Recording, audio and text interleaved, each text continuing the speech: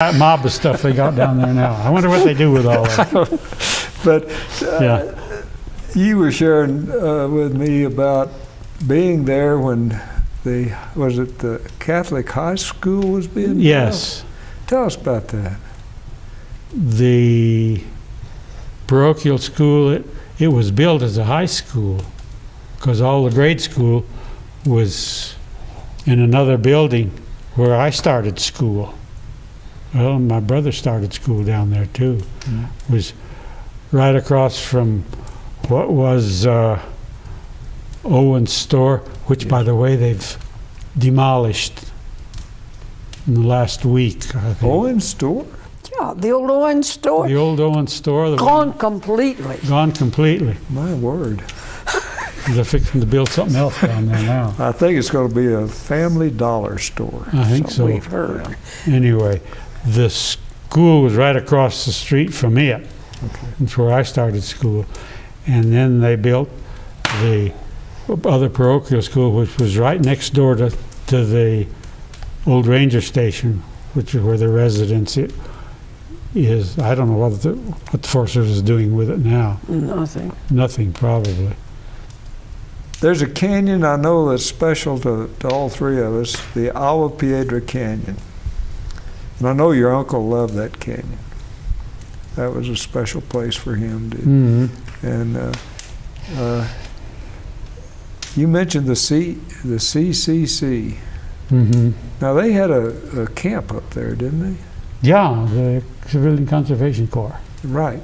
Yeah, they had their a camp up there. I don't know. They probably had 100 or maybe 200 young guys up there that were doing trail work on the forest, and they built a bunch of fish dams to up La Junta and help build some of the maintain and build some of the road structures. And that, yeah, they had a bunch of tents up there in the summertime. The guys stayed in the wintertime. They had some other wood buildings they used for a mess hall and so forth. It was run a little bit like the military. And the effort of that program is still in evidence. I think we can all find places where we're benefiting from that. Yeah, That it was. There's some of the stuff. aside from just making jobs, it Aside from helped. just making jobs, Right. it was Now, a That was- stimulus plan. was in a your way. father the ranger in Penasco, or Yes. had he already become supervisor No, he was ranger in Penasco during that period? during that period. Now then, And- right at the end of the 30s, you all moved to Taos, though. Mm-hmm. But he wasn't still a ranger at Penasco then, was he? When When you moved to Taos? Yeah, he was ranger at Penasco, and we moved from Penasco to Taos, and then he went in the supervisor's That's what I office. was He was the thinking. deputy supervisor. The move from Penasco was a Was promotion. to Taos. Yeah. Well, that post-war period was a period of, I'll just put it this way, there were more Americans traveling, there were more Americans using our public lands, using our forest. That's when this place started getting people. Mm-hmm.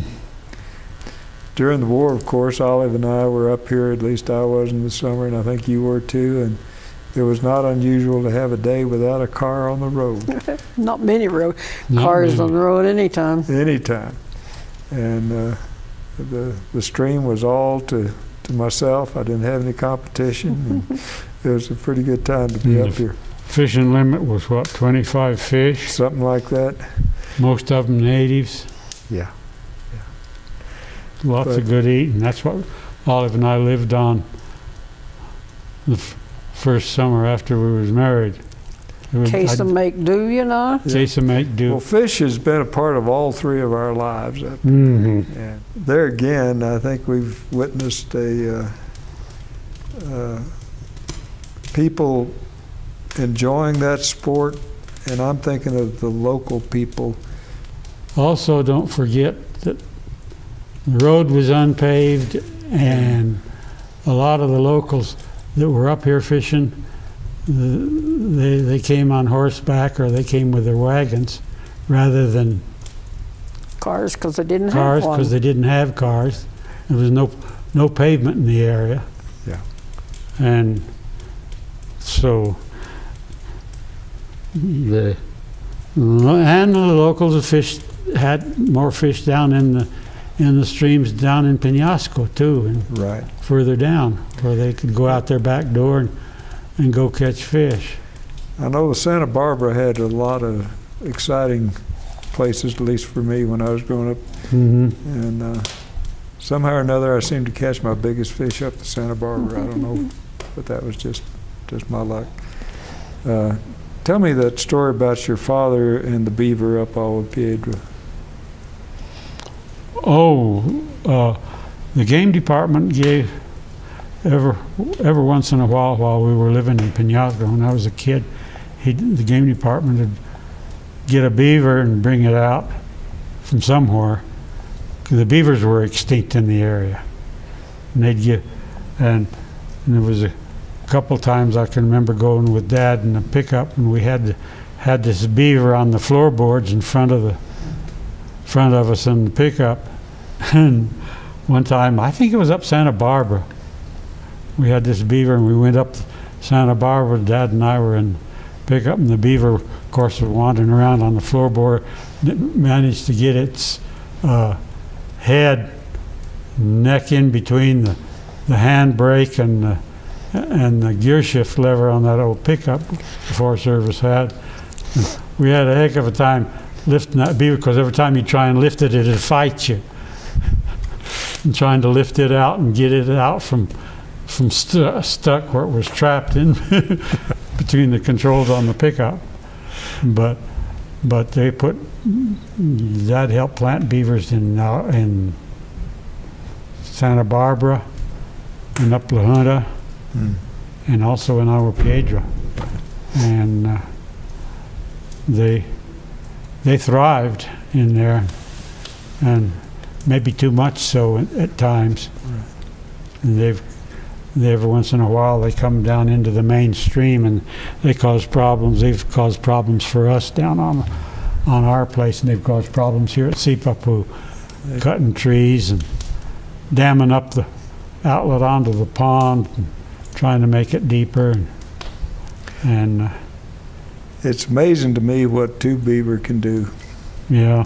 They can, I